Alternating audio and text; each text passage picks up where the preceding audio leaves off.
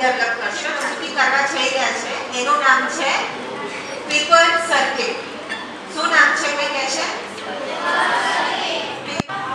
આવી રીતે એલઈડી બધાય મૂકી દીધી હતી ને. હવે ટેપ છે એને ધ્યાનથી જોજો કઈ રીતે ખુલશે. આને ખોલવાની હું તમને ટ્રીક આપું છું, બરાબર? આ જે તમારી ટેપ છે ને એના એજ પર એટલે કે એના ખૂણા પર તમે થોડીક વાર આના તમારી ટેપ ખુલી જશે સ્ટીકરની જેમ. ઓકે, કઈ રીતે ચોંટાડવાનું છે?